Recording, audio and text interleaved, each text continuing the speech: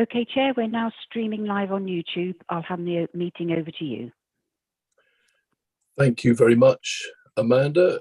Good evening, everybody, and welcome to East Devon District Council's Cabinet meeting on the 30th of March 2022. I'm your Chair, Councillor Paul Arnott, and welcome to anybody watching via live streaming. Based on a decision of the Council to continue virtual meetings until the 11th of May this year, may I remind both members and public attending or watching that we have delegated much of our decision making to our senior officers. I remind members that the Code of Conduct applies throughout the meeting. We reserve the right to remove and disconnect any participant who is disrupting. Please turn any telephone devices off or to silent. In the event of a break in the internet connection, please bear with us. And when we try to connect, if after 15 minutes able to, we'll have to adjourn and reconvene at a later date. If anybody wishes to raise your electronic hand and waits to be called, the agenda can be seen on our website, eastdevon.gov.uk. And can we now start the meeting, please, by doing a roll call of Cabinet Committee members here present.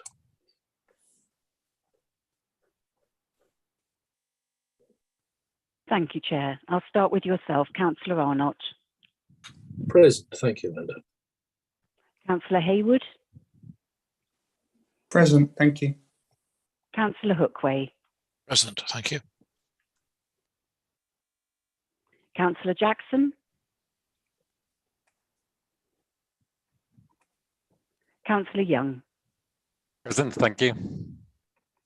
Councillor Ledger. Present. Thank you, Amanda. Councillor Loudon. Present, Amanda. Thank you. Councillor Rickson. Present, thank you. And Councillor Rowland. Present, thanks, Amanda. Thank you. Thank you, Chair. I can confirm we are quorate tonight. Thank you very much, Amanda, and welcome Cabinet to tonight's meeting as well. Our first agenda item is public speaking. We have 4 public speakers, Mr. Lee Hong, Mr. Gurney and Ms. Collinson and Councillor Goodman. So if we can start, please, with Trevor Lee Hong, please. Thank you. Oh, you're as yet to be unmuted, Mr. Lee Hong. Okay, good evening, everybody. Thank you, Amanda, for arranging things, and hello, Chair.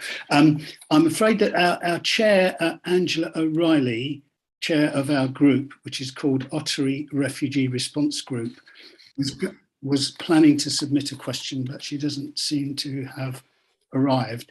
Did her question get submitted, Amanda? Do you know?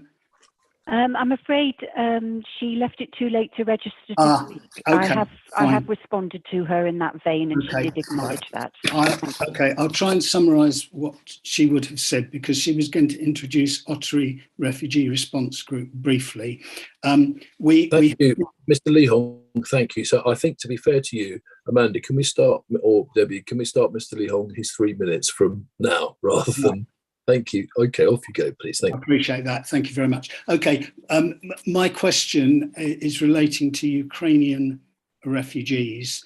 Very briefly, as a local refugee response group, having been established since about 2015, we have taken up the issue very strongly, and we're trying to organise locally in the Ottery area, local community and villages, the support system for potential Ukrainian refugees arriving. We are not engaging in trying to match sponsors with Ukrainian refugees, but we do want to establish a local community support system. We have about 200 Facebook members and 140 email members, and we're putting together a group of people with different skills and abilities to try to do that. We're also hoping to raise some funds to support that process for when refugees arrive. I know there's a lot of fundraising going on for other issues going to Ukraine and the border, but we're concerned with those people who are arriving. I understand that Ukrainian refugees will have access to employment and the benefit system, schooling, medical and social services, and that EDDC will be receiving from central government £10,500 per individual Ukrainian refugee. Could Cabinet please state which direct political solutions have been implemented locally so far, and describe in full the response of the Council to the government Homes for Ukraine scheme, and state what additional special systems and facilities are being developed and implemented for meeting the practical needs of refugees and their care and support within East Devon communities.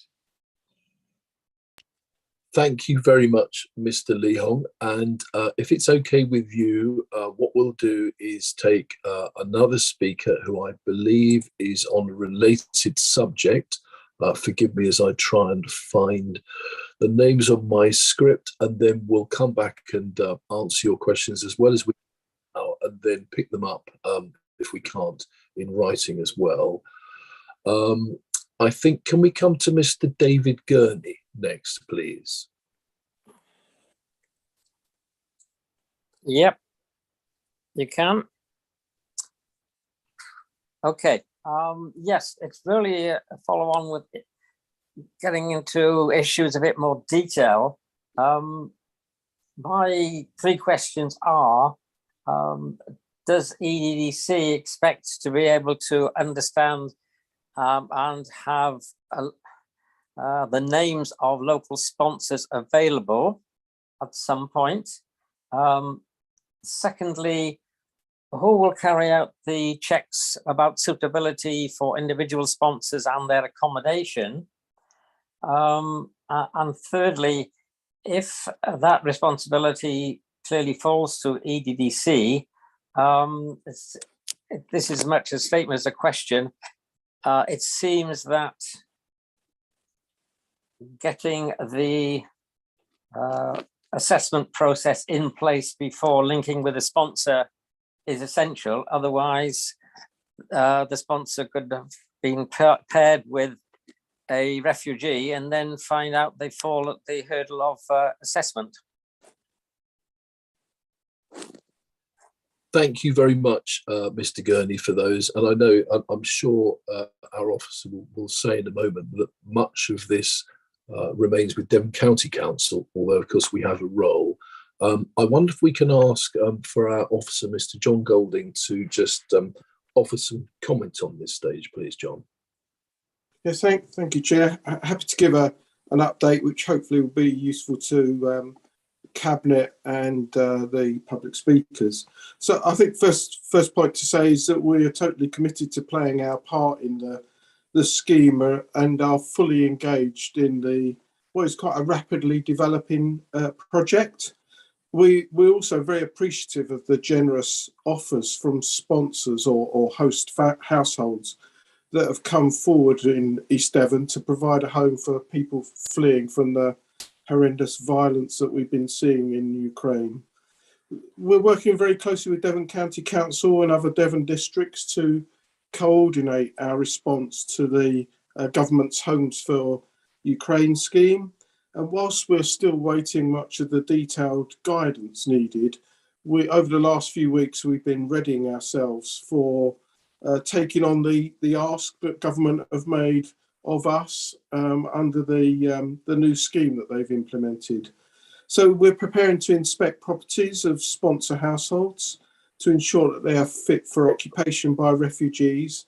And our colleagues at Devon County Council are undertaking the required safeguarding checks that are being undertaken on sponsoring households.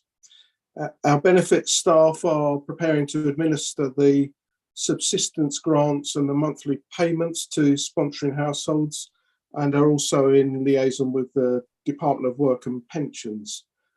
Team Devon have been also considering arrangements for welcoming, integration into the community, welfare support, and the necessary safety net type arrangements should any of these hosting arrangements break down. So we're preparing for that, and really keen perhaps to pick up later or outside the meeting on Trevor's comments regarding community support. We've been encouraging financial donations through the Disasters Emergency Committee and recognised charities, and many of you will know that we've set up a web page on our website. The government have supplied data to Devon County Council on the sponsor host offers of accommodation, and we were given access to that data yesterday. So we now know that there are 37 host families that have been offered accommodation in East Devon to date, and our private sector housing team are undertaking the property inspections and Devon County are ensuring that safeguarding checks are undertaken. Our team at East Devon are contacting host families tomorrow to gather some more information. I have to say the data supplied to us to date has been lacking in quite a lot of detail. So we're doing some triaging work tomorrow, and then we'll be arranging the inspections of property to start next week. We've got property inspection guidelines that the team will be working to, and by our triage arrangements, our plan is to ensure that properties are inspected before guests arrive from Ukraine. So that's the latest position. Hope that's useful, Chair. That's excellent, John. Thank you so much for that. I'm sure that will be informative to our speakers this evening and also to members. So thank you for that. May I thank Mr. Gurney and Mr. Leholm for raising this matter, which is absolutely crucial to all of us at the moment. Thank you very much. Moving on now to Ms. Helen Collinson. Over to you, please, Helen. Thanks very much, Paul. Yes, just to say that I'm also a member of the Ottery Refugee Response Group, and I live in Ottery. So, yes, my question is that I think it's wholly appropriate that EDDC and other district councils in Devon should take urgent action in response to the refugee crisis resulting from Russia's invasion of Ukraine and the brutal attacks on civilians. But my question is about another ongoing refugee crisis, which the world, to some extent, seems to have forgotten about, resulting from the Taliban's seizure of power in Afghanistan only 8 months ago. I understand from DCC and EDDC press releases and local media articles that 67 Afghan refugees, which I think is 15 families, were placed in temporary hotel accommodation in Exmouth last autumn by the Home Office, and that EDDC has been entrusted with finding more permanent accommodation for these families. Could the Cabinet therefore please provide an update on the following: the number of Afghan refugees in East Devon still in temporary accommodation, the number of Afghan refugees for whom permanent housing has been found in East Devon since August 2021, and the current measures being taken to ensure that Afghan refugees still in temporary accommodation can move into more permanent accommodation as soon as possible. Thanks. Thank you very much for that, Helen, for those three specific questions. I'm not sure if Mr. Golding will have those on the tip of his tongue, but he may be. But can I come back to you, please, John? Thank you. Yes, thank you, Chair. Hopefully we were given prior notice of the questions. So I have prepared a brief response, if I may. So the Afghan evacuee scheme is a Home Office project, and I have to say one in which we had no say or little warning in terms of the booking of the Bridging Hotel in Exmouth. The Home Office are responsible for what they call the matching scheme, which is a rehousing or move on scheme. So it's the Home Office, not East Devon District Council, to resettle Afghan households into more permanent housing. Our housing responsibilities as a district council are pretty much limited to providing a safety net, again, if arrangements fail in the Bridging Hotel. We work closely with Devon County Council, Exmouth Town Council and local voluntary community groups to settle Afghan evacuees into Exmouth. I think that's gone particularly well. Grateful for colleague organisations that have helped us with that. DCC, as the welfare authority, are providing ongoing support. We know that the numbers in the hotel have fluctuated, and Devon County Council advised me yesterday that they have 55 people in the hotel at the moment, and families are moving in and out regularly. So we're expecting another 9 people to be placed by the Home Office on Thursday. In terms of rehousing, so far 1 household has been rehoused locally. We did that, and 4 to other areas of the UK. Most of these families, when we assess what they require, they want to move elsewhere in Devon. So again, the Home Office is using their matching scheme to try and facilitate that. The availability of properties for resettlement is particularly difficult and limited at the moment. And in fact, only today we were contacted by the Department of Levelling Up Housing and Communities, who've asked us to support the need for predominantly larger properties. So they're looking for 4, 5 and 6 bedroom properties. And as members will know, our housing stock that we own, we got very few 4-bedroom properties, and they're in huge demand. So we've suggested that we might be able to try and stimulate some private sector offers, and even directed the Home Office to some of our housing association partners for assistance.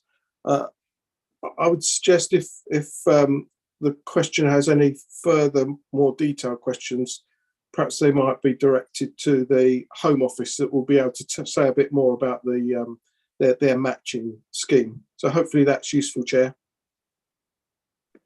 That's very helpful, John. Thank you so much for that. And isn't this all absolutely heartbreaking? I'm sure we all wish we could do so much more, and that we had so many empty homes that we could move people straight into. We have our own housing crisis.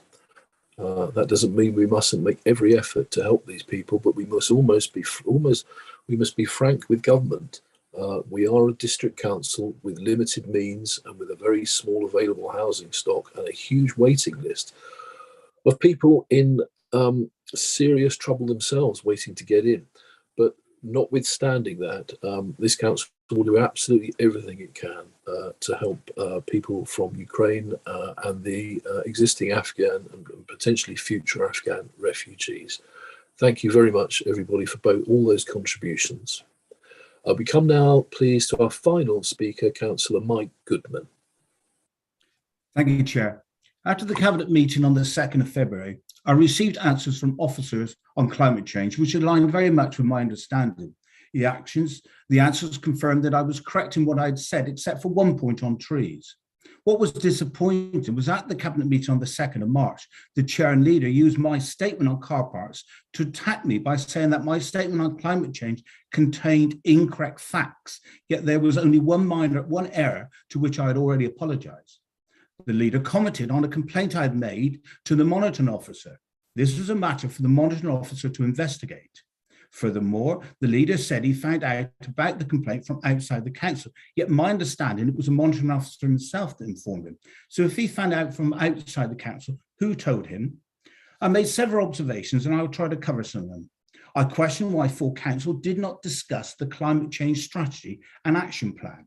It was agreed by officers that council did not vote on this, which is in direct contravention of your own policy framework. This is confirmed on page 18 of the East Devon Constitution. And I asked why this happened. I pointed out that the responsibilities of the Cabinet member for climate action and emergency are not listed under the climate under responsibilities, yet other Cabinet members are. This has still not been addressed. It was confirmed that local MP had not received a letter from the council that was agreed at full council last year regarding the climate and ecological emergency. And I'm pleased this has now been rectified. I asked for an update on the progress on East Devon Climate Change Action Plan. And it was agreed that no formal update has been given to the council and won't be to the end of the year. I find it difficult for council to monitor how council should not be monitoring and reviewing all the actions and what has been achieved so far. Residents just want to know. Last year, it was agreed by council to install EV rapid charging points starting in the summer of 2021. Yet, officers agreed that due to problems, these have not yet been installed. Yet, when will residents be able to use council-controlled public car parks for rapid charging points in East Devon? Turning to the car parking fiasco, I want to add at no stage during the council debate on February the 21st was Roxburgh car park charges ever raised by the leader or any members of the cabinet. Yet the leader has made a public report to the press saying it was all part of a plan. What plan, I ask? Can cabinet confirm when will they start a car parking strategy process to inform and invite contributions from residents and the business community? And finally, Chairman, Chair, can you confirm the date when car parks are doubling in price, and when will the traffic regulatory orders be issued, which I believe is a requirement of the 1984 Road Traffic Act, Section 35C? Thank you, Chair. Thank you, Councillor Goodman. Can I just ask any of our officers, have you had sight of any of these questions from Councillor Goodman today? And if you have, give me a shout and we can answer those now. But if not, and it's looking quite quiet out there, forgive me if there's a hand up. Oh, Henry, you've got a... Yeah, I've got a hand up. So I think in passing, some of the questions have been posed to me, at least, in context of a further email chain as well. So, but I haven't got an answer to those now, and I think Mr. Goodman's expecting me to come back to him in writing, which I will do. One of the more recent one of those is when are the charges going to come in, I think. So we will go back to him on that. And I have to say, I mean, obviously there's a huge amount of questions in what's been said. I've not been able to keep up with everything that's been asked. And I think, honestly, the only way we're going to be able to deal with it is to give Mr. Goodman a full written response, sort of encapsulating the outstanding matters he's got and also what's been asked tonight. Obviously, it's quite wide-ranging as well in what it does. And I think as far as the first bit goes, frankly, given that it's already effectively in proceedings, I think I wouldn't be commenting on that. Chair, if I may say, I will send in that report to Amanda as soon as this meeting is finished. Okay, thank you, Councillor Goodman, very much. Thank you, Henry, for that. Right, now we move on to our second agenda item. Forgive me if there's a sound effect here. It's just torrential rain where I am and the window's practically smashing, so I hope you can't hear that. So agenda item 2 is the minutes of our previous meeting from the 5th of January 2022. If anyone has a comment on that set of minutes, please. I meant to say the 2nd of March, Chair. I apologise for that. I rather thought we'd done 5th of January already. Thank you, Amanda, for that as well. So for the anybody got a comment on the set of minutes for the 5th of March 2022, please can you raise your electronic hand? But if I see no hands, then I will take it that there's an indication that you all agree the minutes of that previous meeting. I see no hands. Thank you very much. Therefore, they are recommended to be agreed. Agenda item 3, Amanda, please. Amanda or Debbie, forgive me. Apologies, please. Thank you, Chair. I have a cabinet apology from Councillor Megan Armstrong and 2 non-cabinet apologies from Councillor Pook and Councillor Miller. Thank you very much indeed. We now move on to the next agenda item, which is agenda item 4, declarations of interest, which will be done by roll call by Amanda again, please. Thank you. I'll start with yourself, Chair. Councillor Arnott. Thank you, Amanda.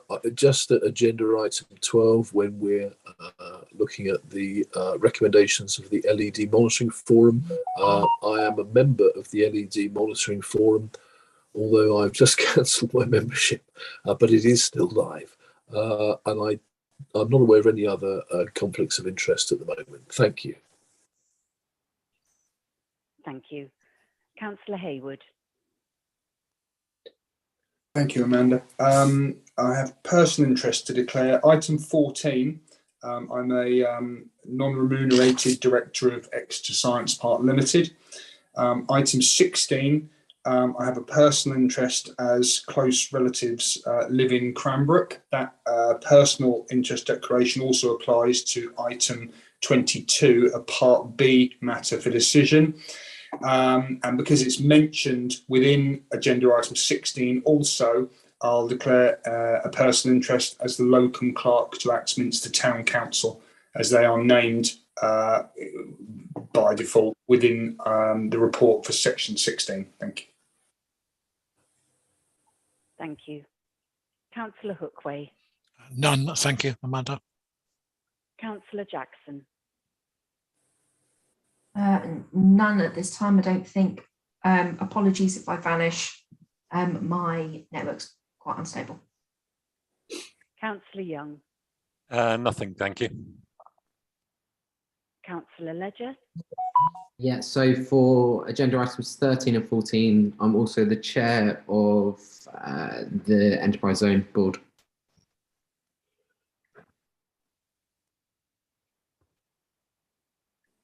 Thank you. Councillor Loudon. Nothing, Amanda, thank you. Councillor Rickson. Nothing, thank you. And Councillor Rowland. None that I'm aware of at this stage. Thanks, Amanda. Okay, thank you, Chair. Thank you very much indeed, Amanda and Cabinet. Oh, Henry. Sorry, can I just clarify which Councillor Hayward said the personal interest relatives in Cranbrook was item 22, and there was the other one as well. I missed. There were two items, I think. Item 16, the Towns programme is suggesting an investment in Cranbrook, Henry. Thank you. Sorry. Thank you. I wonder if I should just clarify for the record that I have just said out loud as leader of this council, I cancel my membership of LED. I just want to make clear that it's only because I haven't been for about 18 months, and not because I think LED is anything other than a completely wonderful organisation. But my wife saw our bank account and said, but you never go. So anyway, there we go. Well done, LED. So moving on now to agenda item 5, which is late items or matter of urgency. We don't have any this evening. Agenda item 6 is confidential or exempt items, and we do have 3 confidential or exempt items which officers recommend should be dealt with in this way in Part B later. Agenda item 7 is the forward plan. Are members happy to recommend the forward plan for approval? I will take it that you all are, unless I see yellow hands going up. There are none, in which case we are happy to recommend the forward plan for approval.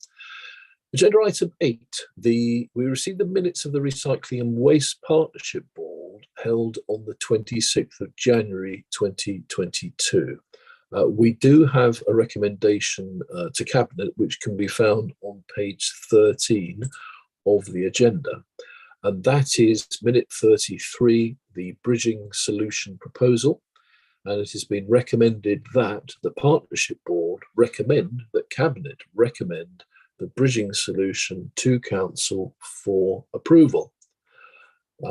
And so can I say, do members wish to make any particular recommendations on this item, or can we agree to move forward without specific recommendations?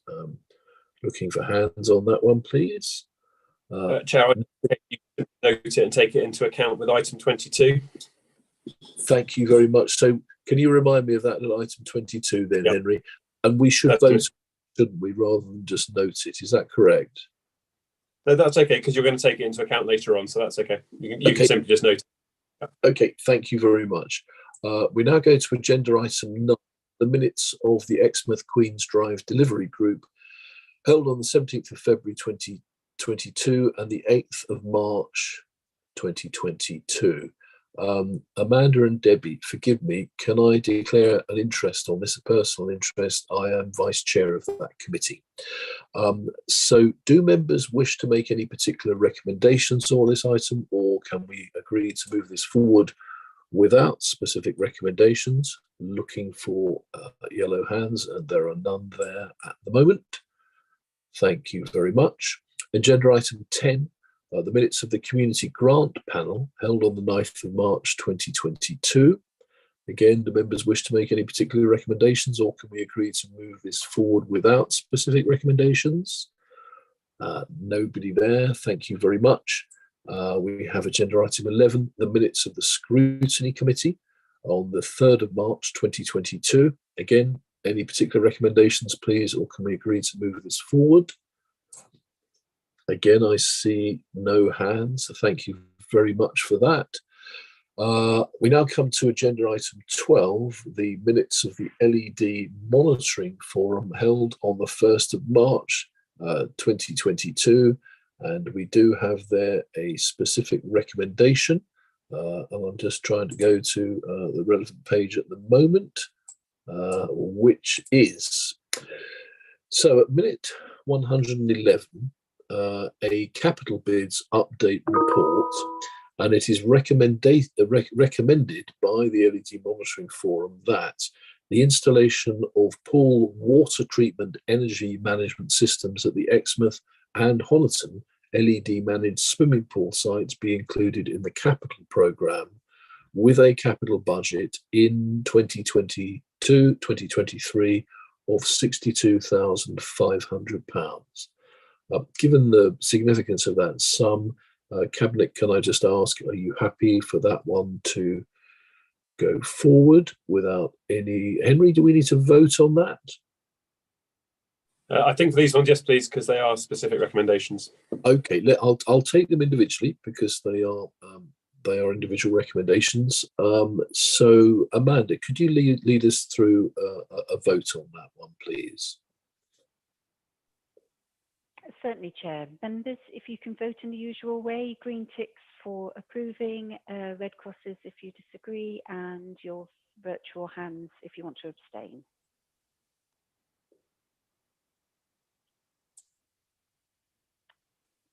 So that's 8 votes in favour on that recommendation, Chair. Thank you, Amanda. Thank you, Cabinet. We have another minute, 112, the LED management fee for 2022 to 2023. And it's recommended that the process for allocating the £100,000 contingency in the 2022-23 budget be specifically aimed at coping with the increased utility costs, with the applications made in arrears by LED to be agreed by the portfolio holder for leisure, culture, sport and tourism, the chair of the LED monitoring forum and the strategic lead finance. Amanda, could you take us on a vote on that one as well, please?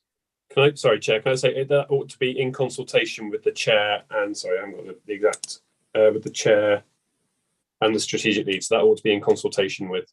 So okay, so it's not to be agreed by, it is in consultation with. Agreed by the portfolio holder for leisure, culture, sport and tourism in consultation with the chair and the strategic lead. I understand. Okay, thank you. With that amendment, committee, Amanda, could you take us through a vote on that, please? Yes, members, if you could vote in the usual way, please. That's unanimous in favour, Chair. Thank you very much, Amanda. Thank you, committee. Agenda item 13 is the Exeter and East Devon Enterprise Zone. One of our great successes, of which we are very proud as a council. So can I, with that glowing setup, bring to the stage a report by Naomi Harnett, our Enterprise Zone Programme Manager. Naomi, please. Thank you, Chair. So this is the first of a number of Enterprise Zone based reports that we will receive this evening, and this provides an update on the financial position of the Enterprise Zone programme and seeks approval for staffing and budget resources to support the delivery of the programme. As you'll be aware, the Enterprise Zone programme has now been operating for 5 years, and through the retention of business rates has been able to support a range of projects. As we move forward, there'll be a number of large-scale investments that will be considered by Cabinet, including the decarbonisation of district heating and the acquisition of land for employment space. And as stated in paragraph 2.1 of the report, I've outlined the additional staffing and revenue support required to support the programme moving forward. This includes making the simplified planning manager role a permanent position as opposed to a fixed term position as it is at present, and supporting the 0.2 FTE communications officer and £15,000 revenue budget to support that communications programme. All of the costs associated with these requests can be supported by the Enterprise Zone programme. Thank you, Chair.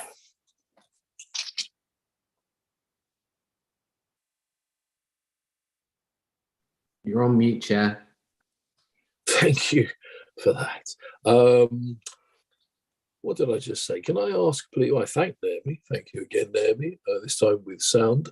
Can I ask if there are any members from outside Cabinet who would like to speak on this subject at all? There is nobody, so we'll come back inside Cabinet. Councillor Dan Ledger, please. Thanks very much, Chair. I'll keep it very brief. Happy to propose all 3 recommendations as stated in the report. I had the pleasure of visiting part of the site today, the Stovax facility and the Burrington Estates facility as well. And the progress is fantastic down there. It's really positive stuff. And yeah, I can just commend the officers for their work and look forward to making some of these posts permanent. Absolutely. Thank you, Councillor Ledger. Councillor Jack Rowland, please. Thanks, Chair. Due to his youth, he managed to beat me to the punch then. So I'm quite happy to second the recommendations as shown as well. Thank you. Okay, very good. Well, Councillor Rowland, can I ask you, are we hoping and expecting this may bring more money into the EDDC coffers in due course through business rates? Without a doubt. Okay, so very good. It's all going very well so far. Councillor Paul Hayward, please. Thank you, Chair. Just to endorse what Councillors Ledger and Rowland have said, and Councillor Rowland needn't worry about age boundaries because he beat me to the punch. But no, I'm genuinely gutted that I couldn't join Councillor Ledger today on site for health reasons. But to endorse what's been said, the enterprise zone and the growth there is significant and will result in much needed revenues and jobs and an economic bolstering to the district. So it is essential and we should all be supporting it. Thank you, Chair. Thank you very much, Councillor Hayward, as well. So I do try and do this as often as possible, and I hope all ears are open on this. This is a fantastic enterprise, and I'm really proud of the work the administration has done with officers over the last few years on it. But it did begin under the previous Conservative administration, who I think deserve to share much of the credit on this. So thank you to Conservative portfolio holders and members for the work you did on that before 2019.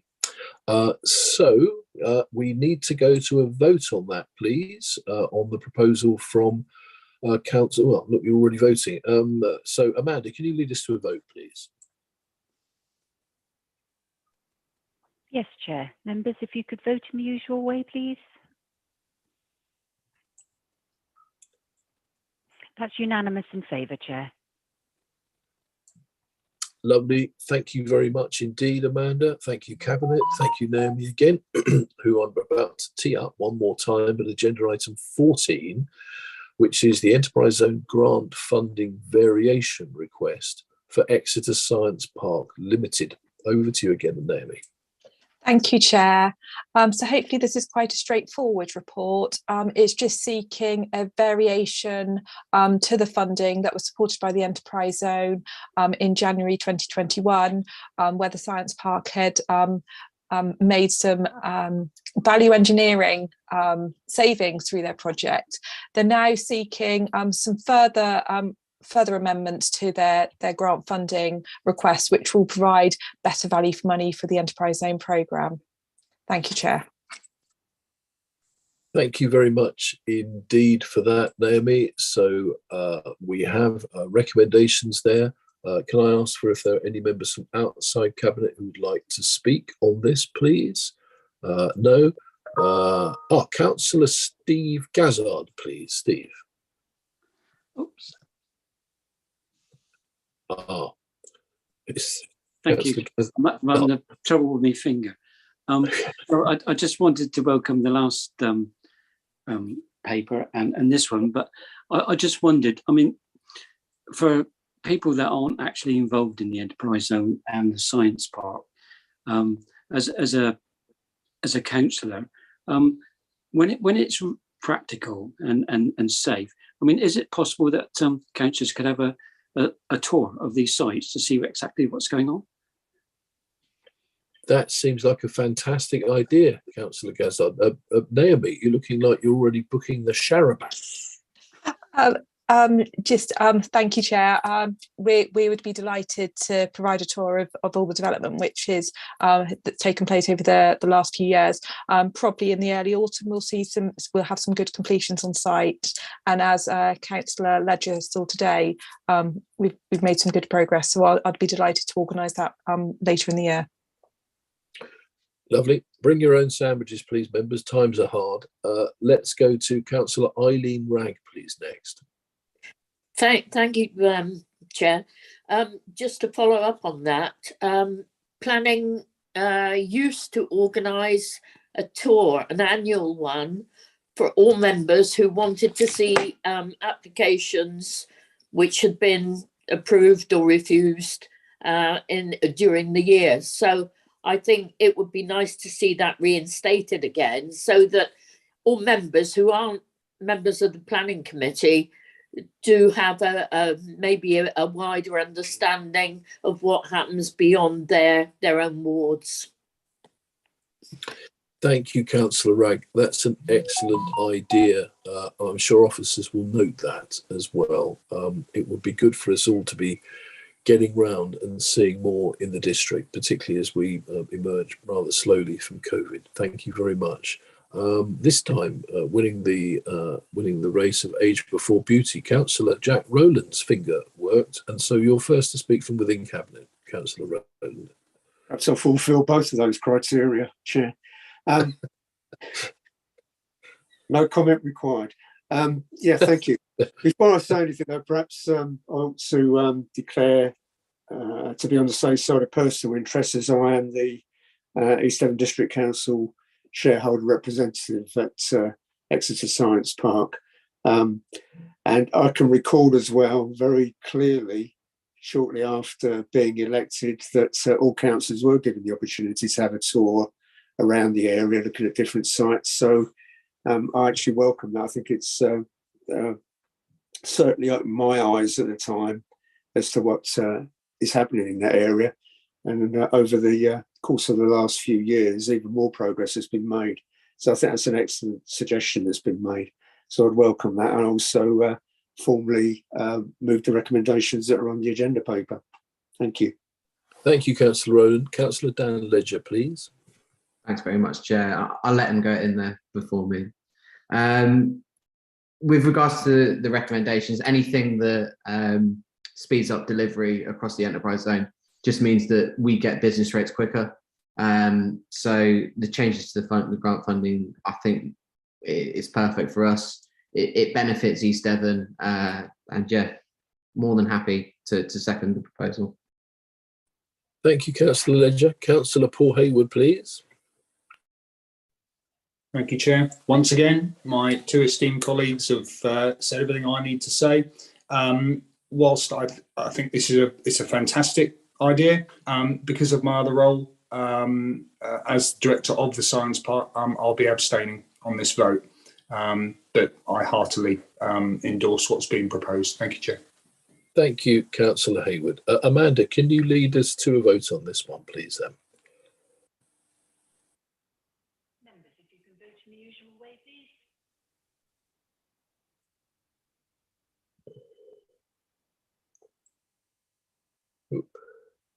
Right. Are we still Yes, all there? that's 8 votes. Yeah, that's 8 votes in favour and 1 abstention.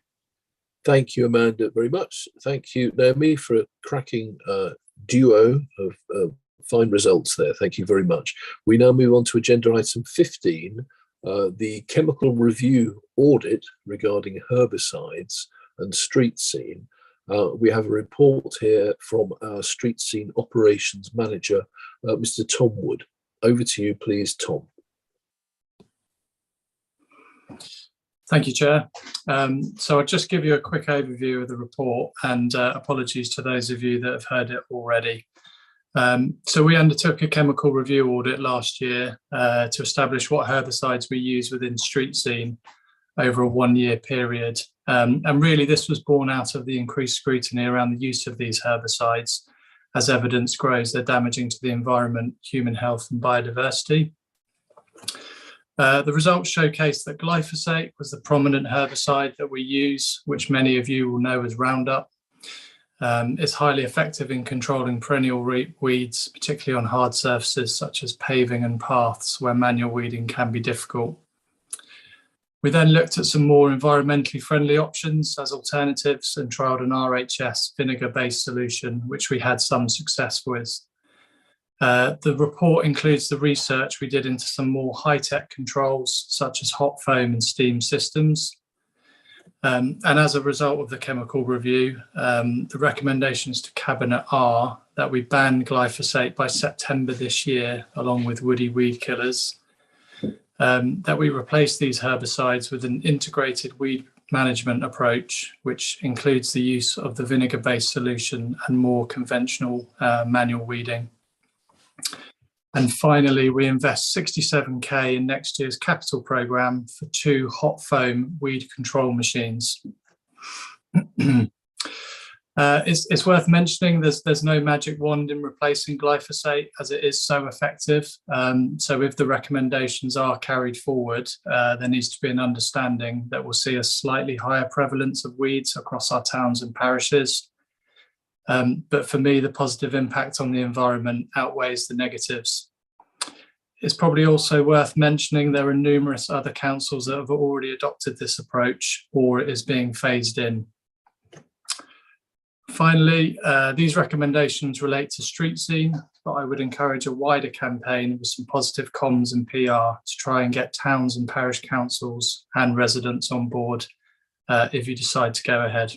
Thank you, Chair. Thank you very much for that, Tom. Absolutely excellent. Very pleased to hear that.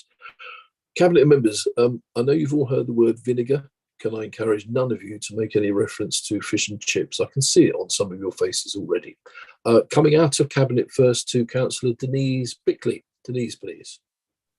Thank you, Chair. Firstly, apologies for not turning my camera on. I'm afraid COVID has ravaged me and I look a complete mess. So I'm here and I hope that's enough now. Just want to say thank you to Tom and the team. This report is such a positive thing for nature in the area, and hopefully it was something that parish councils can use as well to formulate their own plans and encourage residents as well.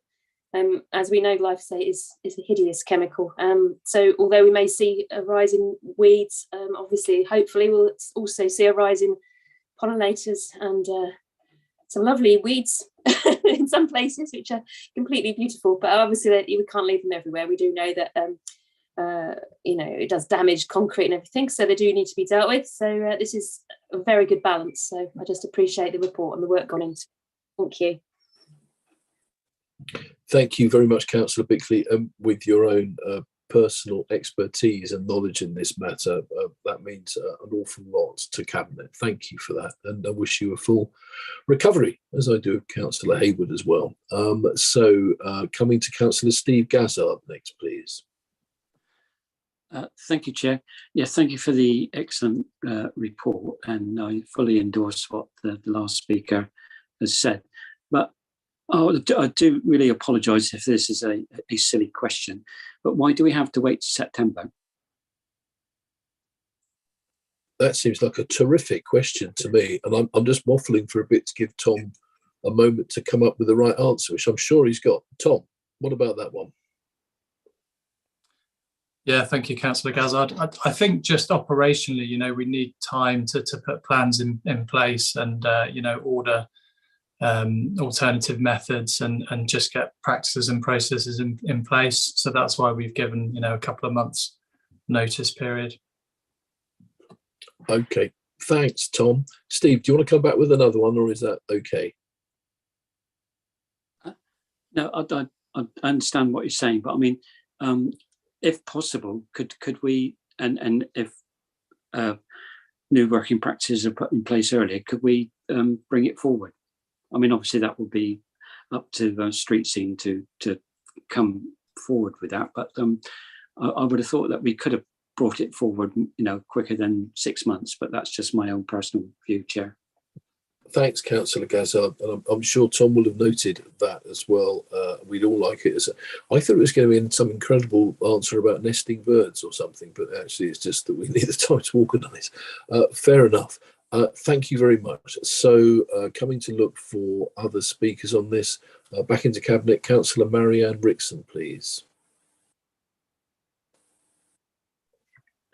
Well, I agree with totally with the comments made by Councillor Bickley. But I think there's also a wider issue. It's not just the impact that this has on butterflies, bees, mammals, etc.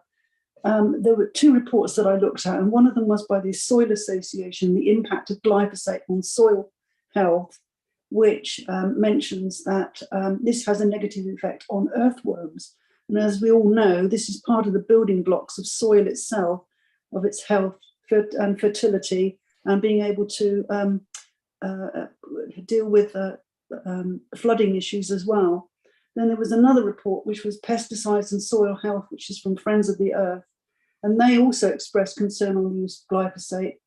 And this stated, quotes, "The science is clear that routine use of glyphosate results in the development of resistant weeds. And in fact, apparently there is a superweed plague which now covers 60 million acres of US farmland. And the pesticide treadmill that often results from routine use of agricultural pesticides increases the toxic burden on soil life." So this is something that urgently needs to be dealt with.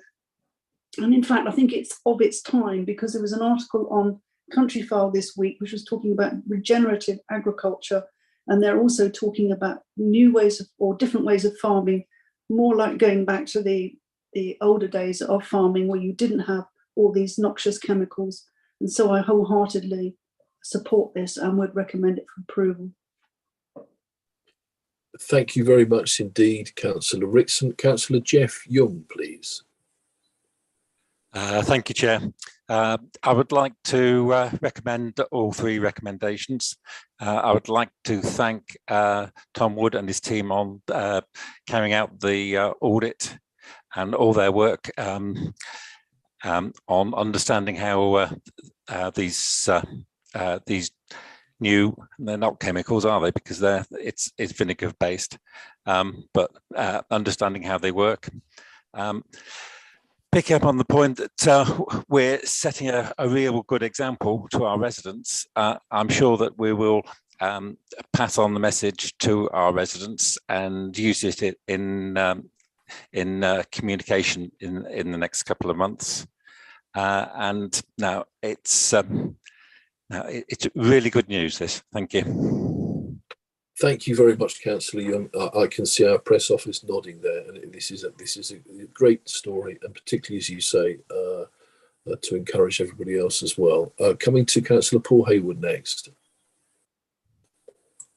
Thank you, Chair. I'm happy to second that, if no one else has, to get this recommendation going.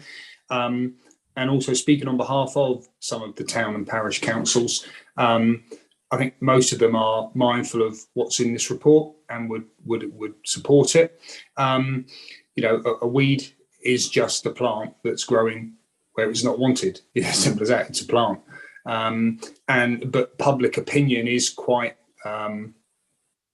diverse on weeds. Some people can't tolerate them at all. Others really want them to flourish.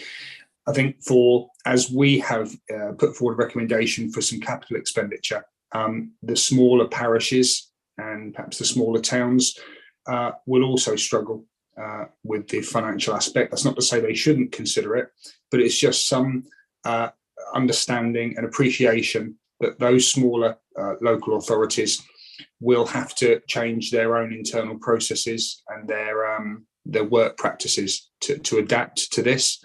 and there may be a financial cost, which will be borne by taxpayers ultimately, because that's where most of town and parish council finance income comes from. So it's a work in progress, and Councillor Gazard hit the nail on the head. You know, it would be ideal if it could be stopped today, but there needs to be training. If you use new equipment, there's cost procedures, there's health and safety procedures. Councils need to protect themselves and make sure their staff are fully acquainted with the equipment, can use it in a safe and precise manner. So that takes time. You have to procure the equipment.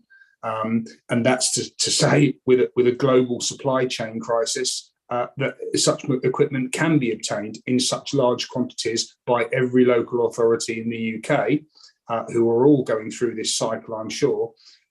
It just needs a bit of patience on everyone's behalf, that we work towards the state that everyone wishes to be. And I endorse and applaud what Councillor Bickley and Councillor Rickson have said. It is a significant issue, and we are addressing it, but it just takes a little bit of time. Thank you, Chair. Thank you, Councillor Hayward. Councillor Jack Rowland, please. Thank you. I certainly won't repeat all the fine words that have been said, because I wholeheartedly agree with everything that's been said. I just wanted to make the point that I think it's really important that as part of the communication out to our residents about this subject, that we do cover the subject, so that there will be a short-term degradation that perhaps some people view it as, in terms of what they perceive to be a problem. So I think it's really important that we explain the reasons for that, to get a balance on that, to preempt any adverse comments that may be coming back on this subject. Thanks, Chair. Thank you very much, Councillor Rowland. I was particularly struck by the part of the report that mentioned the effect on, as we hear so often, on rainwater runoff, particularly off areas around hard standing, and how these chemicals get into our water system, and it costs millions of pounds to get them back out again. So I think if we're taking that out of the ecology of East Devon, that's a terrific thing to be doing. We've had a proposer and a seconder for all three recommendations. So Amanda, can you take us to a vote, please? Members, if you could vote in the usual way, please.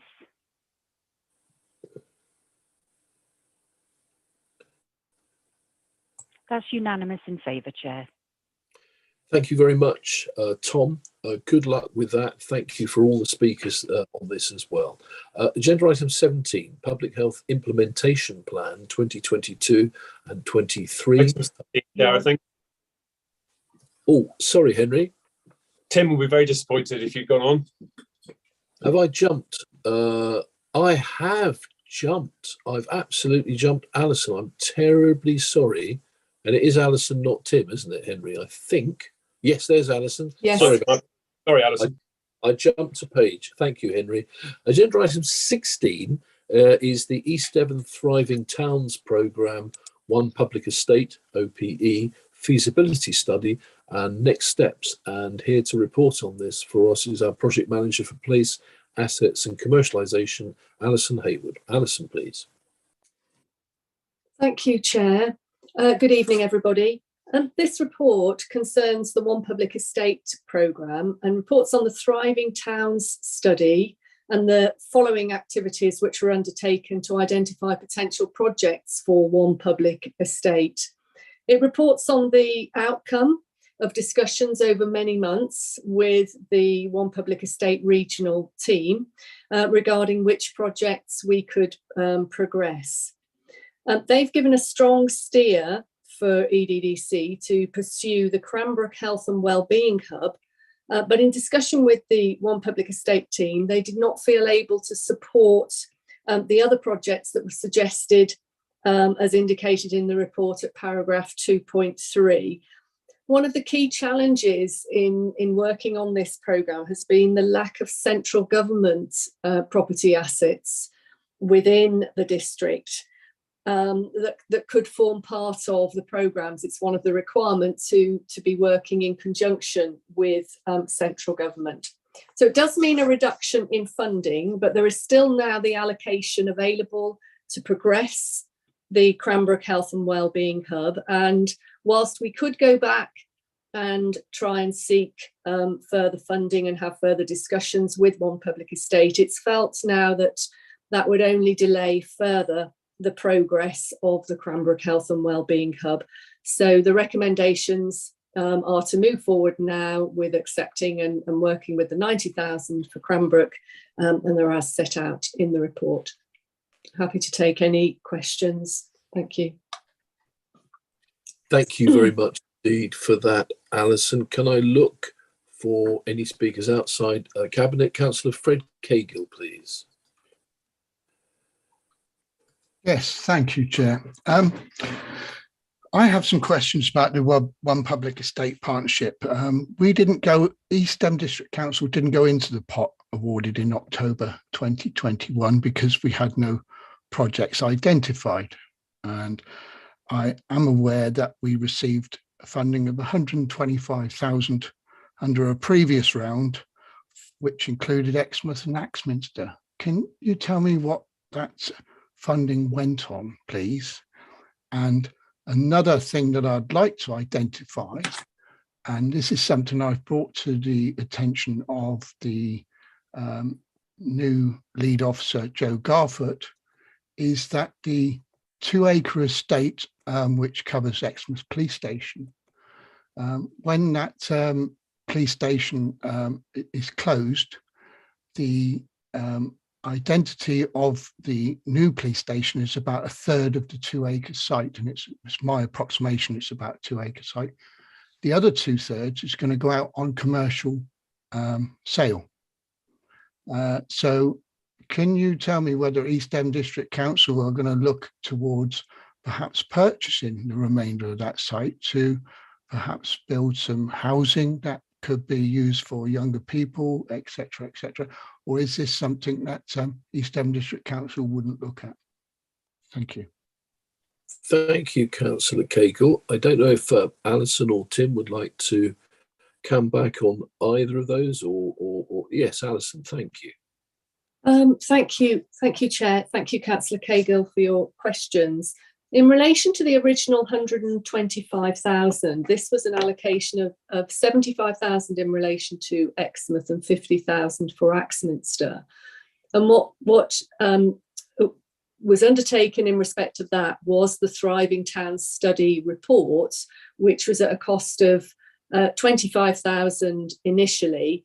And then there were some further amendments and review that we were asked to consider in relation to the Thriving Towns Study report. And there was an additional cost of around 6,000. So all that was spent of the original 125,000 was the 31,000 on the Thriving Towns Study report. And it was at that point that we then presented ideas for what could be spent with the remainder of that funding. And then we also were offered the allocation of the 90,000 for Cranbrook. And then that's when the outcome of the discussions that we were having last year and the proposal for the projects, the other projects, it was then said, could we just pursue, or the proposal to just pursue the Cranbrook project at that time. So that's what happened with the 125,000. So I think, if I may, that I think Tim might be better placed to respond on the Exmouth Police Station question. Before Tim does come in, can I come back to you, Alison, on that? The reason I've asked that question is because the information I received from an officer at Devon County Council was that this was part of a wider ask across Devon, which included Exmouth and Axminster. So what you're saying is we've spent 130, out of 125,000, we spent 31,000 on a report, and the rest of the money is now going to Cranbrook rather than Exmouth. Is that what you're saying?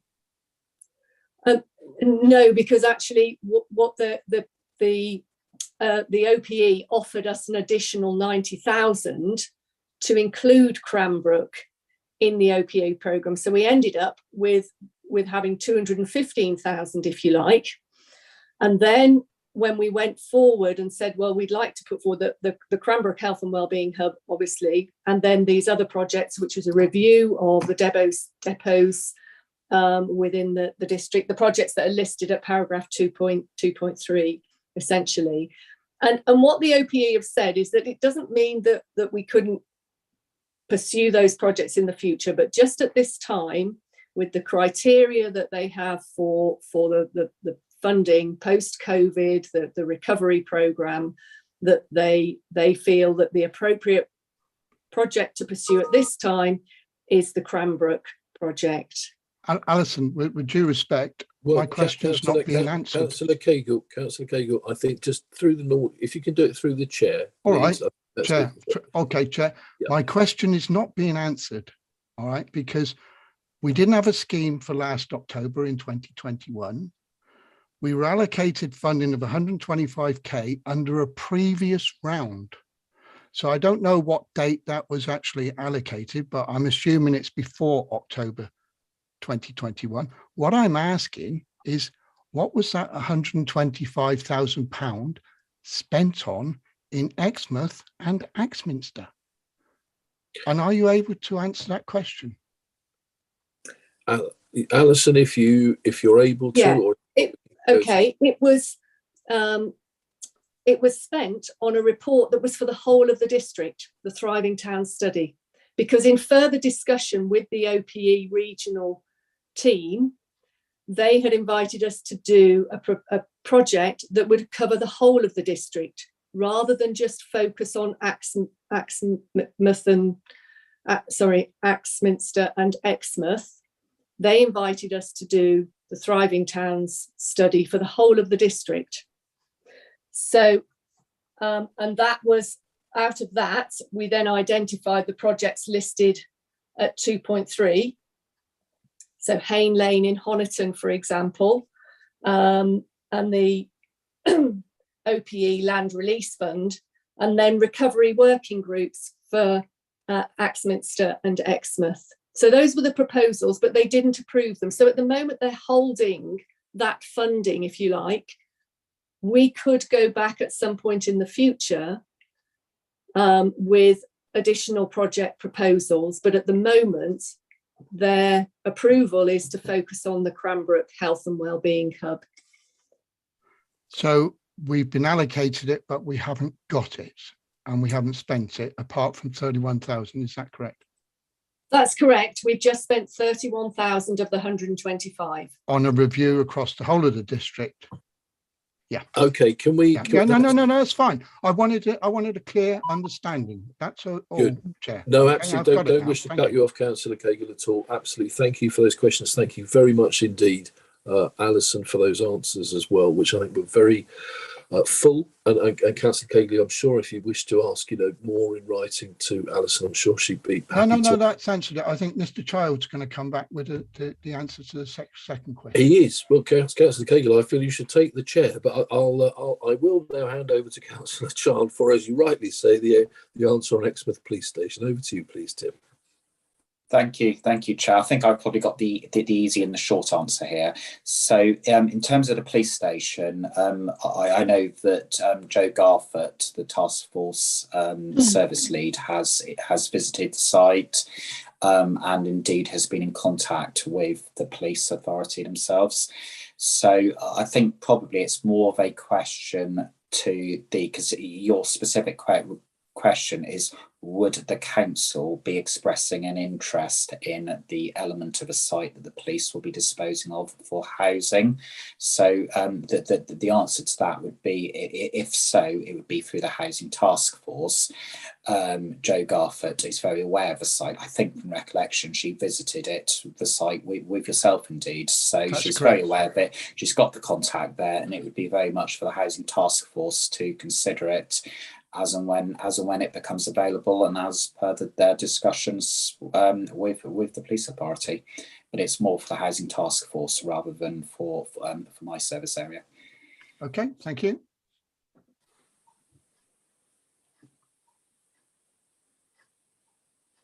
Didn't hear a word of that, Chair.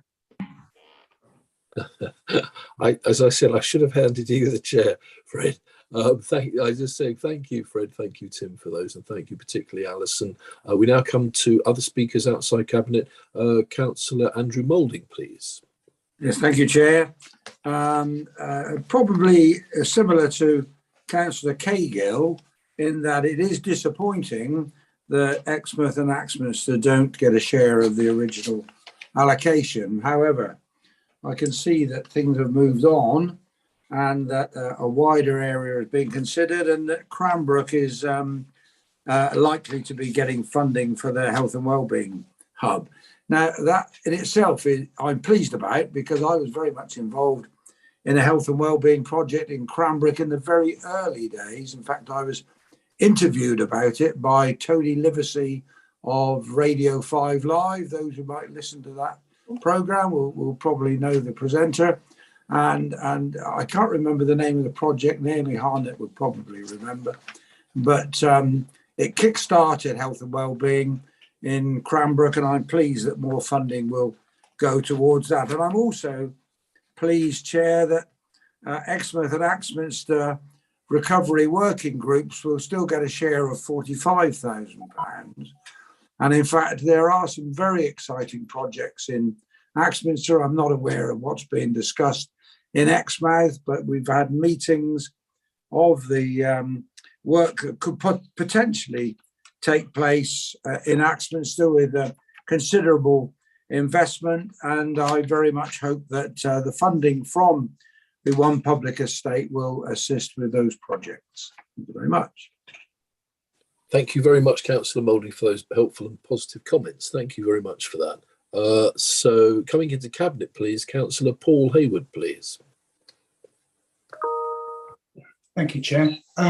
Well, I thank Alison and officers for the sorry, drawing a breath. The comprehensive nature of this report. Like so many pieces of externally funded work that East Devon is involved with, and I can think of probably 3 or 4 off the top of my head at the moment, the adage that the Lord giveth and the Lord taketh away is relevant. We get promised so much, we do the work, and then higher bodies, central government, cabinet office, etc., they then snatch that money away from us. And yes, it's galling, speaking on behalf of Axminster personally, that we weren't able to use the money. But what we do, we process in accordance with criteria laid down by higher bodies. Those bodies, and the report is very clear about where the decision-making process is in this. And if they then decide that we've done everything that we can, but actually after they ruminate, it doesn't qualify, then that's where we are. We are simply a participant in a process, and we have to abide by their rules. It is frustrating, certainly for officers who put an inordinate amount of work into these things.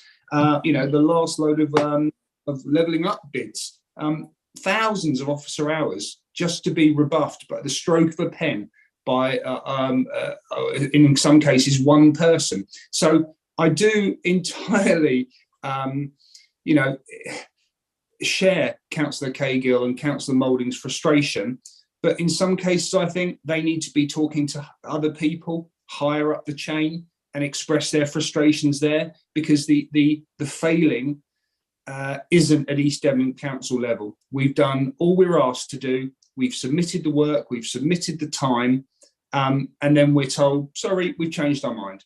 And all we can keep doing is plugging away, looking at the opportunities we have, fill in all those forms, and keep asking for money. And it's held back. You know, to be told, we heard this so many times. I mean, the saga of ARG, as Andy Wood will tell you, and Tom Winters and Rob Murray, you know, it almost changed on a daily basis. East Devon stoically carried on working. We carried on adapting. At the risk of much public criticism, unfairly aimed at us, because we weren't setting those rules. We were simply carrying out the instructions of a higher authority. But we did it with good grace, and I believe in the end, it achieved a great result for East Devon, the best result we could have obtained under the circumstances. So I you know, Leader, on behalf of Councillor Cahill and Councillor, I thank them for their questions. that sometimes those questions need to be aimed at others. Perhaps, dare I add, others in their own party, because these decisions are much higher up the chain, sometimes in the Cabinet Office. Thank you, Chair. Thank you, Councillor Hayward. You might even say East Devon deserves better. I think it's a phrase we're going to be hearing a lot of in the coming months. So we have two recommendations. Councillor Hayward, I was just wondering there if you were going to move those two recommendations. Yep, I'm taking that as a yes. Just to read them again for any members of the public tuning in, that Cabinet notes the East Devon Thriving Towns Programme 1 Public Estate Feasibility Study Final Report and Next Steps Report and Recommendations prepared by Avison Young. And 2, the Cabinet approves that the project proposal for the Cranbrook Health and Wellbeing Centre be taken forward into the next stage of the OPE programme, as it is the most likely route to delivering outputs through the OPE programme. Amanda, can you take us to a vote on that, please? Got Councillor Ledger wanting to speak, and also Tim Child, I think. Oh, I'm terribly sorry. Terribly sorry. Well, I'll come to Tim Child first, please. Tim. Thank you. Can I actually, if it's okay, Chair, just pass over to Alison Hayward? There was a comment that Councillor Moulding made, and I think it would just be worth revisiting it because I'm not sure it was necessarily correct. So I just want to clarify it just so we're all clear. Thank you. Alison, please. Thank you, Chair. Yes, I think Councillor Moulding, I think you referred to the fact that you thought there was going to be some funding for the Axminster and Exmouth working groups. But and just to clarify, those are a couple of the projects identified in paragraph 2.3 within the report. But at this point, we're not receiving the funding for those projects. So the report is explaining that we put those forward, but we are only receiving the funding at the moment for the Cranbrook Health and Wellbeing Hub. So I just wanted to clarify that point. Thank you. Thank you, Alison, very much for that. Coming to Councillor Ledger, please. Thanks very much, Chair. I don't believe it's been seconded yet, so I'm happy to do that. And just my only comment on it, I think it'd be a fantastic addition. I think we're coming to I think I can say without speaking out of turn, we're coming close to the end of very protracted talks along the town centre, and this will be a key part of the placemaking of Cranbrook Town Centre. So it's a really welcome addition. Thank you very much indeed for that, Councillor Ledger. I was just looking for any hands from our Cranbrook friends there. Nothing at the moment. Okay, so in which case, Councillor Moulding, you please come back. Yeah, sorry, Chair. I thought I didn't quite understand what is in the report, because at 2.3 it mentions the immediate projects that are being undertaken, and then at 2.4 it says there are short and medium term projects, Exmouth and Axminster recovery groups, £45,000. So I'm not quite sure what Alison was getting at there, because it looks to me as if there is some allocation for Exmouth and Axminster for the recovery working groups. On 2.4. Thank you, Councillor Moulding. Alison, do you want to clarify that, or? Yes, thank you, Chair. Yes, Councillor Moulding, sorry, I should have said paragraph 2.4. The projects listed in 2.3 and 2.4. So of those, it is only the Health and Wellbeing Hub in Cranbrook that is being supported at this time. Thank you for that. Thank you, Councillor Moulding, for helping us there as well. Okay, we have a proposer and a seconder. Amanda, can you take us to a vote on those recommendations, please? Yes, Chair. Members, if you could vote in your usual way.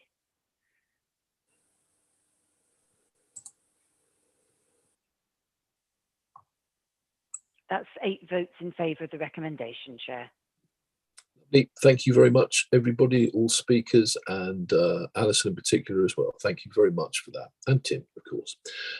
Now, having introduced once, let's introduce twice. Agenda item 17, the Public Health Implementation Plan 2022 to 23, and we have a report from Helen Wareham, our Public Project Officer. Over to you, please, Helen.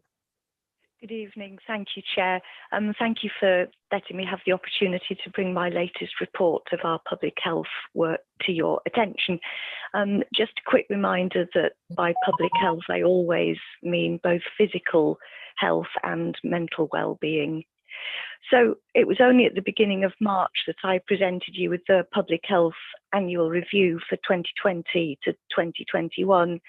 And I think I said then that one of the few good things to come out of the pandemic was really to show how fundamental health is to all of us, to the economy. And also the pandemic really highlighted the impact of inequalities. So I really hope that we'll see continuing and increasing commitment to the health and well-being of our residents. So tonight I'm presenting you with our implementation plan of public health activities for the year just about to start, 2022 to 23.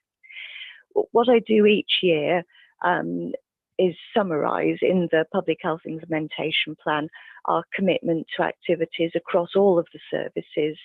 And these are the activities that are aiming to make a positive difference to physical health and mental well-being across the district. And just worth pointing out, or as a reminder, that the activities overlap really neatly with both poverty and sustainability issues.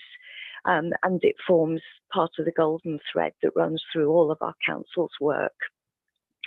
Now, for anybody who's familiar with the management tool SMART, this tool ensures that activities are specific, measurable, achievable, realistic, and timed.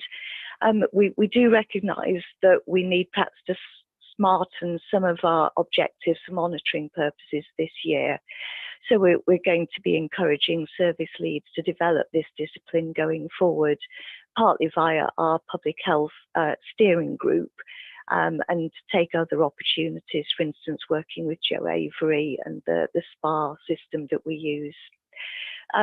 But meanwhile, I hope that the plan that we've presented you with gives you lots of useful examples of activities, that it will help us all make the best use of our resources, and that it will further encourage activities that support health and well-being across the district. Thank you. Thank you very much indeed for that, Helen. Great report. Thank you. Coming to Councillor John Loudon, please, first. Sorry, Chair, I was assuming somebody else might go ahead of me. No, but you want me to tap dance for a couple of minutes, or if you don't mind, thank you. I fear. Thank you, Helen, for the report, and I fear I may be saying something similar to what I said to you a month ago, potentially. But I think I would commend the report to everybody, particularly other members, to have a look at. And the point that Helen made about the golden thread, about how we're trying to sort of knit things together, I think is incredibly important. And one of the things, Chair, that we were committed to doing as an administration when we came in was to try to avoid the silo working, not just within the council, but ourselves as well. And I think this is a good example, and I'm not taking credit for it, but it's a good example of about how this council seeks to avoid the silo working. And so I do commend the report, and I do welcome the point that Helen made about the monitoring of how we are doing in meeting our objectives. So I welcome the report. Seeing as I'm the only one speaking, then I'm gonna propose it, Chair. And before I do, I'm just going to say, and I'm going to indulge you, if I may, and say I was rather surprised today to get an email telling me that the RDE is now going to merge with North Devon, whatever trust. That's going to make a heck of a footprint for somebody. Anyway, that's going a bit off piste, I fear. Yeah, that's off piste and right down the other side of the mountain, I think. But it's a very interesting piece of news, Councillor Loudon. Thank you very much for that. Councillor Paul Hayward, please. Thank you, Chair. I'm very grateful actually to Councillor Loudon for reminding me on this one. Excuse me. I'll I'll seek Henry's advice on this. Only that Councillor Loudon has just mentioned RD&E merging with North Devon. Both my wife and my daughter work for that. I'm not sure if it's a matter that would require me to abstain from this. My apologies for this late notice of this. I appreciate this is a recommendation, a public health implementation, but of course it does involve the NHS. So I'd perhaps seek Henry's guidance on this as to whether I should abstain or even remove myself from the room at the moment. Henry, how's that for you? It's difficult for me to answer on the hoof really without going through all of the implementation plan. But my first reaction was that there's nothing required. But I think if one was to delve into the implementation plan and the stuff there, you might want to play it safe. And I think probably safest is to remove yourself, and you might want to declare a DPI just to be on the safe side, prejudicial interest, and remove yourself on that basis. Chair, with your forbearance on that, I'll do that if I may, please. I'll declare a disclosable personal interest. I don't think it's a pecuniary one, but certainly a personal interest. Or Henry, do you think it is a pecuniary one? Well, I don't. Without going through the implementation plan, I can't say. And so, bear in mind you're here and right. Being involved. So, I mean, if you declare personal, you just want to leave and play it safe. I think that's okay. Okay, I'll do that. Thank you. Thank you, Councillor Haywood, for that. Do please come back. Officers, do please let him back in. Councillor Jack Rowland, please.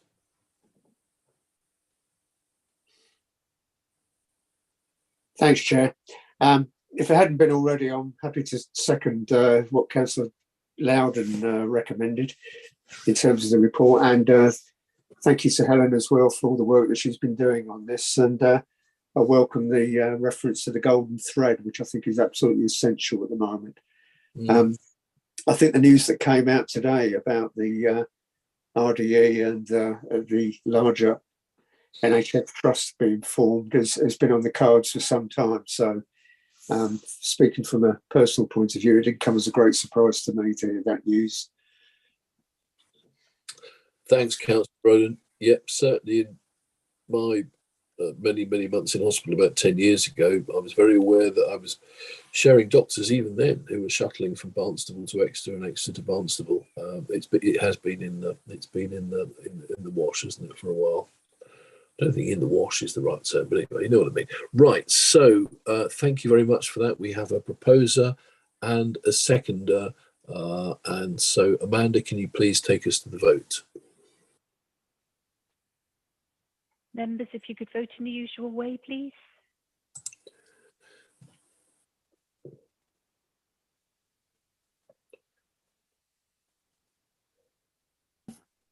That's 7 votes in favour, Chair. Thank you very much indeed, Amanda, and thank you, Helen, for that, and more power on all of this work. Thank you very much. Thank you. We now come to agenda item 19, the Dalwood Neighbourhood Plan, the plan to be formally made. We have a report presented here. You've missed an item again, and Simon this time will be absolutely distraught. The digital strategy. Okay. Yeah, it was a good attempt to get past it, but I'm afraid. I was just giving Mark due notice for the next item. Just get him looking nice and smart. Agenda item 18 is our digital strategy. And we have a report here from Simon Davey, the strategic lead for finance. Simon, please. Thank you, Chair. Nice try, but thank you. So, new digital strategy. It's not too dissimilar for those members aware of our existing strategy in terms of the digital strategy. But this has been developed with Exeter City and Teambridge District Council, who both share Strata as our IT provider. We're first to go, but the intention is that the two authorities will also hopefully adopt the same strategy, which will help in terms of a clear path for Strata in terms of some of the actions. So if all three sign up to this, it gives them a nice pathway through in terms of trying to help all three of us. In terms of the importance of still face-to-face service for our customers, we do get that. It's written large within the strategy. But what this focuses on is those simple processes, those quick processes that can be automated, that can be delivered through our website, through different means, that customers and our public, a number are happy to use, expect to use, out 24/7. And if we can get customers directed that way, it does create efficiencies for us. Those efficiencies come in some cost savings, but importantly, it does free up time for then our teams to deal with those face-to-face, more complex issues that our customers need.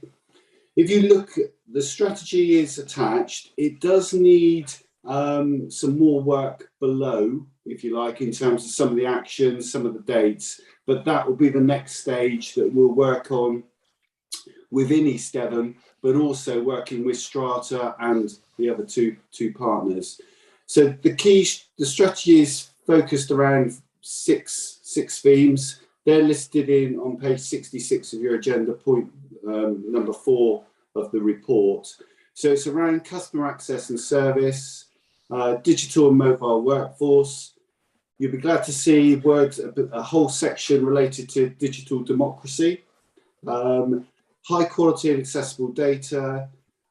Also, there's mention of sort of the net sort of carbon, and then the more techie side in terms of the IT is resilient and secure, which is becoming more and more important.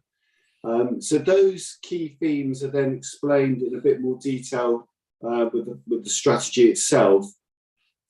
As I said, there are further actions we need to take to build up to achieving those objectives, but we are making good progress already.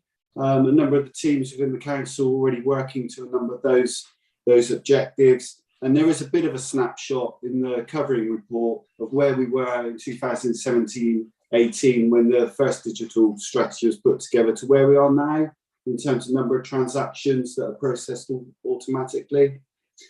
So just happy to take any questions.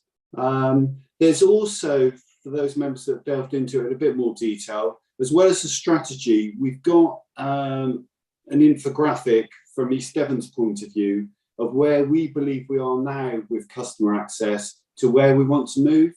So there's sort of a position there showing how mainly customers contact us at the moment through the telephone, through email, and how we want to move that across into more efficient means and more accessible means for customers.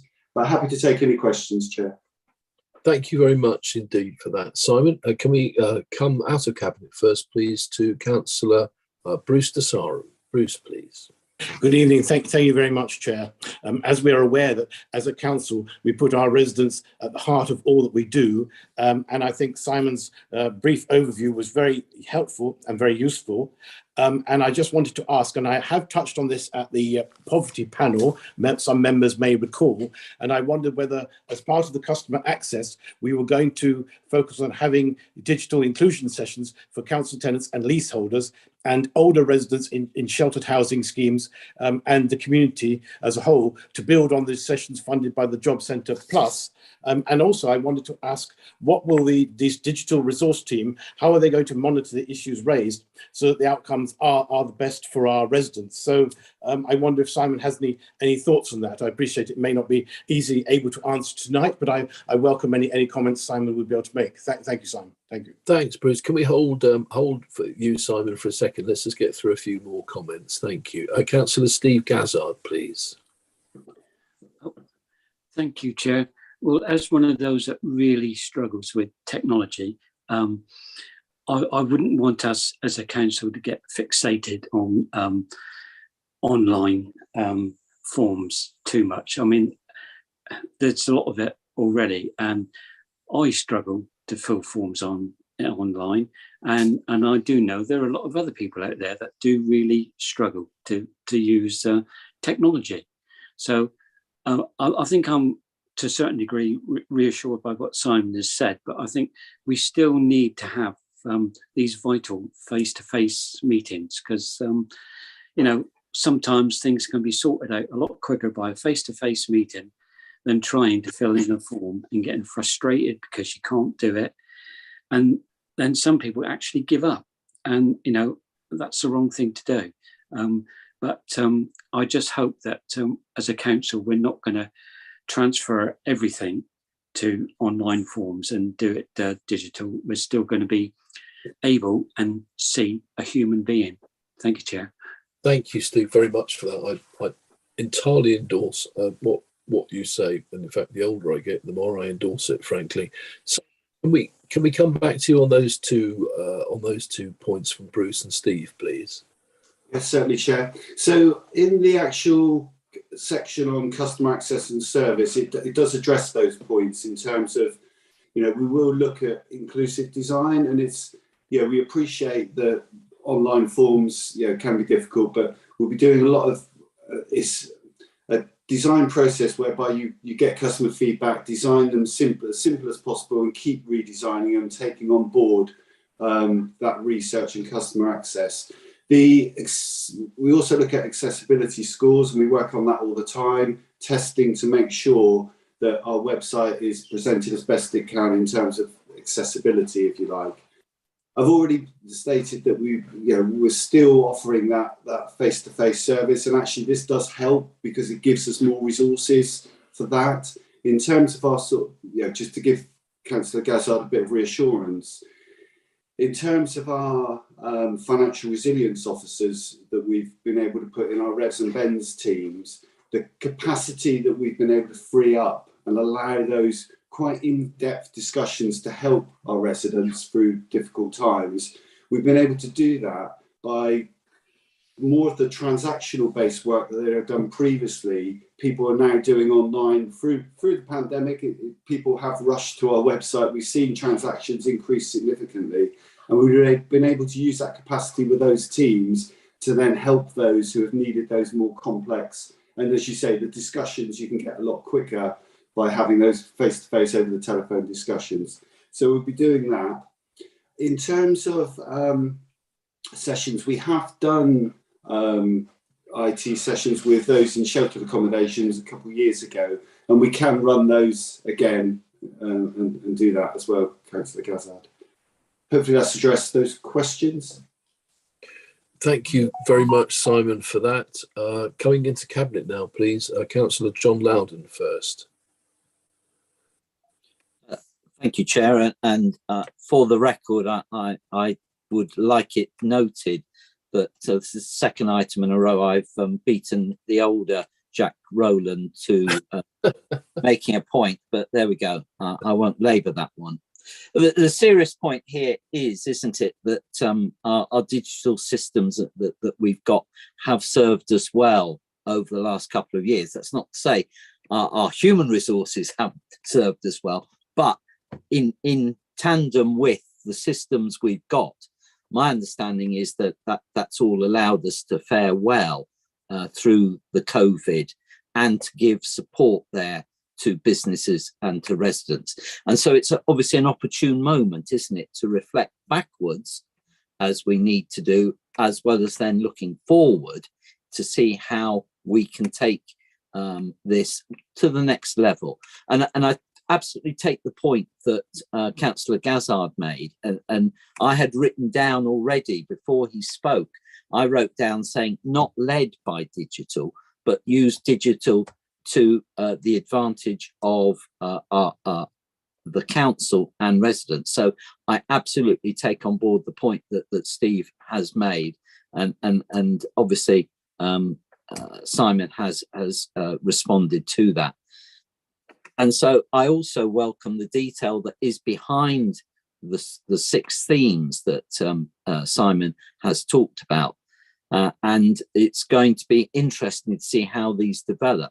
And to see, and it's reassuring as well that we're going to be doing it in tandem with our neighbouring colleagues as part of Strata, and that reinforces to me the future commitment of all 3 partners in the Strata project. So, Chair, I'll let Jack propose this because I don't want to steal his thunder. Thank you, Councillor Loudon.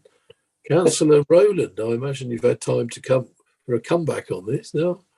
Well, I'm so surprised tonight that my fellow councillors have been so kind to me, mate. I don't know what I've done to deserve that. Anyway, yeah, I'm happy to propose this, and I welcome the report from Simon. And thank you very much for the detail contained in that. I won't repeat some of the questions that have already been asked or the points that have been made, because they were in my mind as well, I must admit.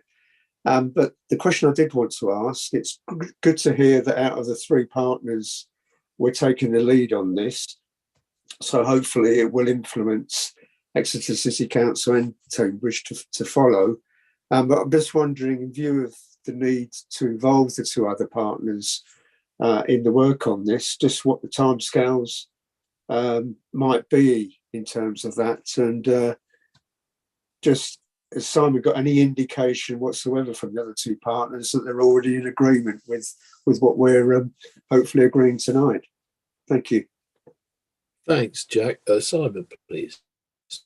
Yeah, the intention is, we were first only in terms of our cabinet was in March, but we agreed that we'd sort of take them through April, May. So I'm expecting by the end of May, all 3 authorities to be signed up.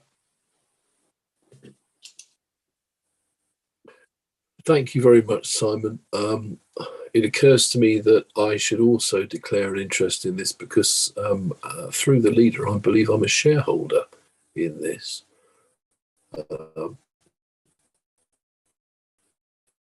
Is that right, Simon? I think the leader has a strata fund. Yeah, sorry, Chair. You're the shareholder representative. Henry will confirm, but I shouldn't imagine that causes any concern as it's the shareholder rather than the director. Yeah, it's a personal interest. It's a council appointment.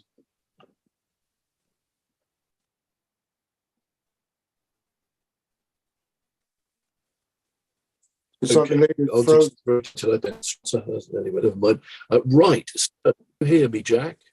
Can we just check what's happened as a consequence?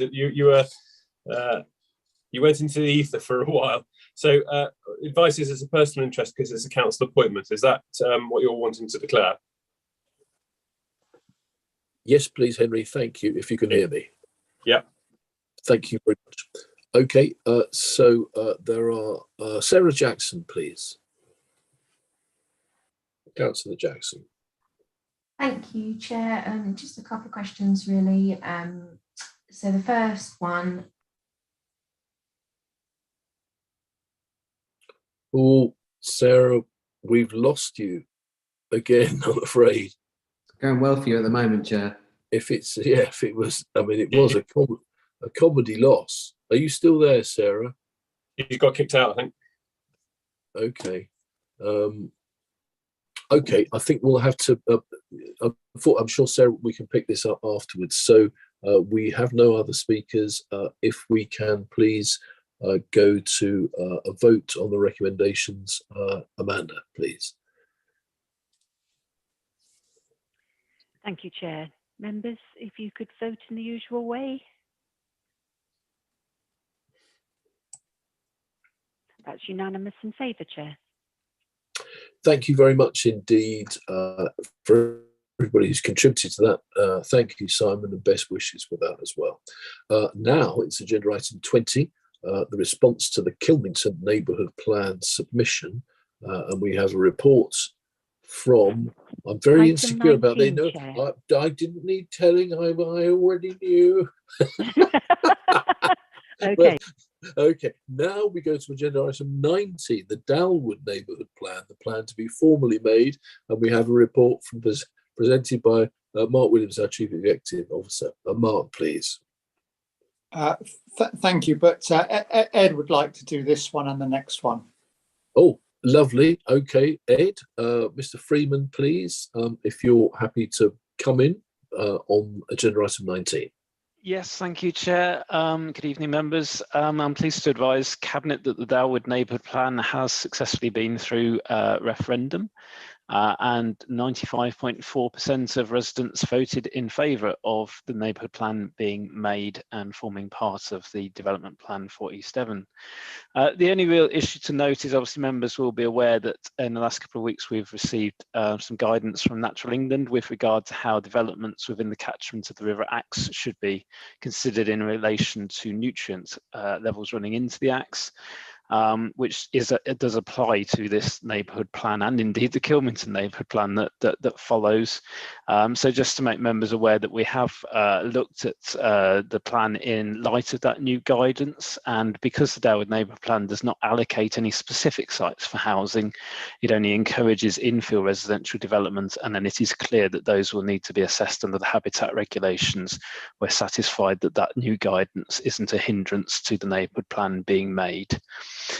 Therefore recommend to Cabinet that the Dalwood neighbourhood plan be recommended, that it be made, and that we congratulate the neighbourhood planning group on their hard work and achieving this result. Thank you, Chair.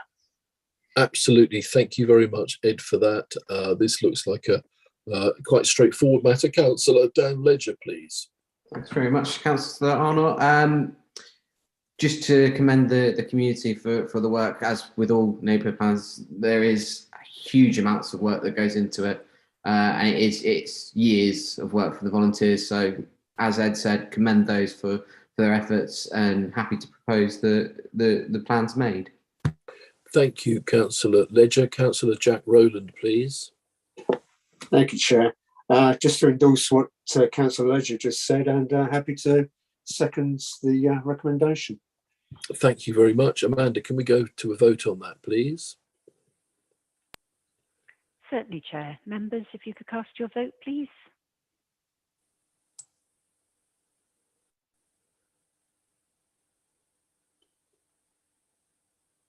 That's unanimous in favour, Chair. Thank you very much, Amanda, and well done, Dalwood. Now I am confident we're at agenda item 20, the response to the Kilmington neighbourhood plan submission. We go back to Ed, please. Thank you, Chair. So the Kilmington plan is at an earlier stage than Dalwood. They've submitted the draft plan to us, and it's currently out to consultation for 6 weeks. And this report summarises officers' proposed response to that consultation, which is geared towards advising the neighbourhood planning group to ensure that the plan complies with the requirements of the legislation, and to advise them on sort of detailed policy wording to ensure that it achieves their intended goals. Again, the main area here, I think, is in relation to the habitat regulations. So again, we've applied this guidance that's come through from Natural England, and among our recommendations is to give greater prominence to those habitat regulations issues, particularly as the Kilmington plan seeks to allocate 2 sites for residential development. And also supports self-build plots within the area as well. So there could be a number of new homes coming forward within the Kilmington area as a result of the neighbourhood plan. And we need to ensure that the plan properly considers the habitat regulations issues highlighted recently by Natural England. There's a number of other very detailed comments, which I won't go through in detail, but happy to take any questions if members have any. Thank you, Chair. Thank you very much indeed for that, Ed. I'm just looking. Okay, so we have 2 recommendations, basically, that we note and congratulate the team. We recommend the proposed representation of paragraph 1.19 is made in response to the consultation. So looking for anybody from outside of Cabinet, please. If not, coming back inside Cabinet, please. Councillor Ledger. Thanks again, Councillor Arnott. Leader, happy to propose. Just keep it very simple, and yeah, again, congratulate them for all their works. It comes under my portfolio, so I thought I should speak to everyone. Thank you. Thank you very much, Councillor Ledger. Councillor Jack Rowland, please. Well, guess what I'm going to do? Happy to second again. He's beat me to the punch again. That young kid. just put your hand up at the beginning of every item, Jack. Well, no, I'm right than that. Right, coming back out, Councillor Andrew Moulding, please. Andrew. Yes, thank you very much, Chair, for letting me in as a late call. But it was really just to probe the situation with Ed Freeman as far as the nutrients are concerned, and the concerns that that will have for residents of all the parishes in the Axe Valley, who will be the subject of mitigation for any planning application that comes through. And I just wanted to be certain. I know the people in Kilmington, it's just up the road from me. I worked with them when I was a county councillor, and they obviously are very keen to promote the development of housing in a small area of Kilmington, which I think is probably appropriate. But now there will be concerns, and with the problem with nutrients and the guidance from Natural England, what is the likelihood of that development going forward? And that's my question to Ed. Thank you very much, Councillor Moulding. And this, obviously, also living in the Axe Valley, this is a question that concerns all of us. I understand that this, the report on this is coming to the next Strategic Planning Committee meeting. I think that's probably the appropriate forum to ask Ed to give a fuller answer on that, if that's okay. But I'm sure privately he'd happily advise you. So thank you very much on that. We've got a proposer and a seconder. Amanda, can you take us to a vote, please? Yes, Chair. Members, if you could vote, please.